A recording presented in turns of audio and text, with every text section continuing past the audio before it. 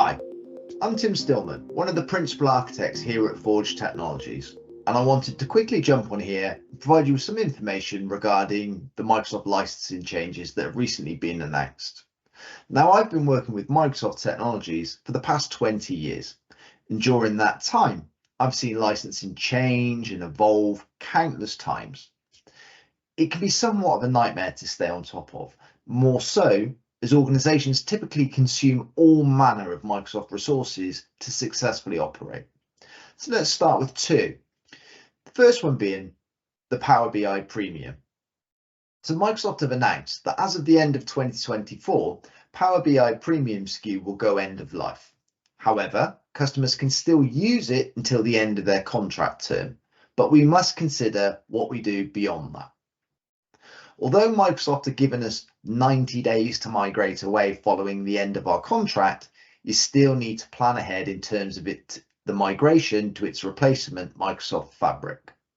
Microsoft state that Fabric will provide customers with greater flexibility in terms of SKU size, pay-as-you-go options, and Azure-only features. However, you still need to plan, purchase, deploy, test, and migrate your current workloads over to Microsoft Fabric prior to the end of your contract, or if you're going to cut it really fine, within the 90 days beyond the expiry date of your contract. Now, Power BI came with dual use rights for Power BI Report Server on premises. Bit of a mouthful.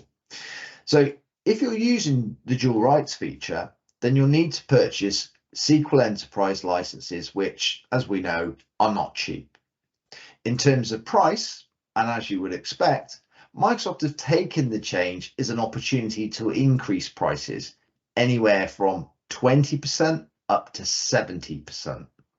So we recommend that you really do analyze your license and feature requirements thoroughly. It's something we can help with. The next one, Microsoft Teams. So Microsoft have announced, as of the 1st of April 2024, they're unbundling Teams from the existing O365 and M365 suites worldwide. Well, why, may you ask? Well, the official answer is that Microsoft want to realign their global subscription structure following changes made within Europe. Last year, in 2023, Microsoft faced major pressure within the EU, and they were addressed by, in October, unbundling Teams within the EU and Switzerland, but they're now doing this across the globe. So in US dollar terms, the price of an M365 E3 plan has just decreased by $2.25 per month per user, which is great if your organization has adopted Zoom or Slack as the platform of choice, and you were paying for Teams for no other reason than it was included within the bundle. So great, you've got a discount. But what if my organization has adopted Teams as the platform of choice, as well as the wider M365 suite? Well, nothing. As long as you continue with your subscription, you can remain as you were, paying what you were, subject to future price increases. If you're a new subscriber, however, the O365 and M365, and you want to adopt Teams, you will need to purchase the required O365 M365 plan and a separate Teams plan. Okay, well, surely it's just the cost of the original plan prior to the $2.25 price decrease. I'm afraid not. If you need, say, an M365 E3 plan, you need to pay the said fee, and then you need to take a Teams plan, which is priced on $5.25 per month per user. That just means your price is hiked by $3 per month per user. So finally, you may say, well, we're already using M365 E3 and we're going to continue paying our subscription, so we're unaffected by the change. Well, sort of. It's still unclear as yet as to what happens in the following scenarios. What if you need to change your plan type, such as upgrading to E5 or downgrading to E1 or upgrading to an E5 security SKU?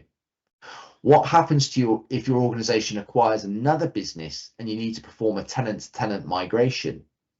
What happens if you need to move regions?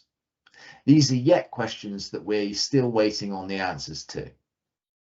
For frontline business standard and business premium plans, you still have the choice of taking it with or without Teams. Just don't make the mistake of taking it without Teams and then having to add it in, as you'll still need to pay the $5.25 per user per month to bring it back. However, it is worth saying, when you compare the cost of Teams with Zoom or with Slack, Teams is still the cheapest. And that brings us to the end of this quick update. So I'd just like to close by saying, here at Forge, we're helping organizations navigate the complex technology landscape while ensuring that technology is enabling their business for growth, is secure by design, and most of all, it's cost optimized. So please do get in touch to find out how we're helping our existing customers and how we may be able to help you. Thank you for watching. We'll speak soon. Thank you.